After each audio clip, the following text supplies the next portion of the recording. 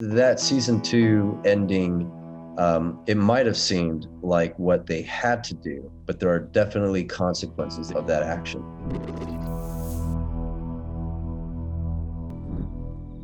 Me. You see the killing of a son, and we don't necessarily know who that is. In the beginning, we thought it was one person. JD, correct me if I'm wrong, but come to find out it's another. I don't know how much we could touch on that, but you know. I wonder if you've said too much already. At the end of season 2, I personally had no idea where we were going to go with it. You know, with that being said, it starts a gang war, it starts an MC war. And not only are we warring with our rivals, our crosstown rivals in Tijuana, the Vatos Maritos, you know, now we're also creating a war with the SOA.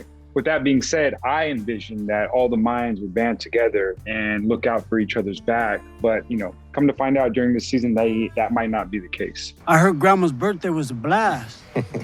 It made me excited to know that we were entering a whole new world of season 3, where all these moments that you're speaking of, there are consequences for them. They think that it's done and they think it's a response to the attack that was placed on them. Easy thinks it's a response to the death of his mother, and it's almost as if, you know what, it's done now, but you find out that no, actually, it's just begun. Ha sido difícil, la verdad. We're fans of the show.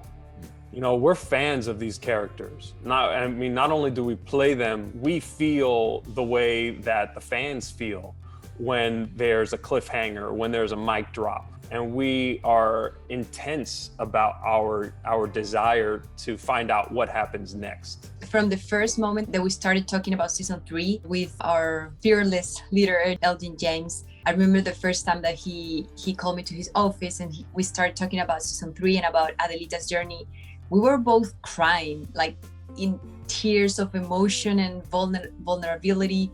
And I think that can reflect on the pages, and then that can reflect on screen. So beginning of the season, we're going to see Angel spiraling downward. Obviously, I think he's gutted, you know, because he's actually the one who had to make the decision of either do you choose the life of your father or do you choose the life of your love Adelita and your baby? And he chose the life of his father. We are going to find in season 3 a completely different and broken Adelita. She looks more like an animal. She has all these animalistic actions and she behaves in different ways than she used to behave. I think it's going to be really difficult for her to find the strength and get to that warrior that she always had and that she lost with Los Olvidados and with her kid ripped from her.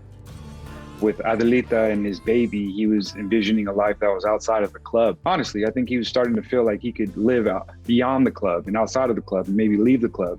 But now that he's gutted, now I think that he's finding himself, he's draining himself in women and booze. And now he's like, you know what, I'm fully immersed in the MC.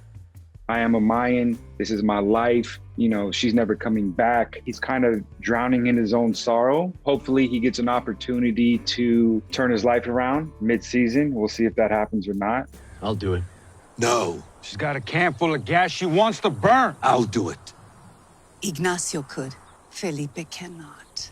The death of Dita becomes this catalyst for these characters to really explore life on their own in a way. Easy's always felt the protection of his father, of Felipe, and his parents all through, you know, growing up as a child. And the death of Dita has such an effect on Felipe that it creates a fear about who Easy really is. This is not you. So their relationship is strained. Easy can't just go to Felipe for everything anymore because he recognizes that the energy has changed, their relationship has changed. And so now Easy is latching on and pursuing to this idea of love, this very romantic fantasy version of love that he wants to have for himself now that it seems like his history with Emily is exactly that, history. So I think it really affects all the characters.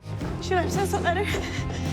Miguel is trying to find a sanctuary, in a sense, because of the death by suicide of his mother, and he feels a certain amount of responsibility for that, if not the total responsibility for that. It's really isolated him, and that makes that character incredibly dangerous, not only to himself, but to others.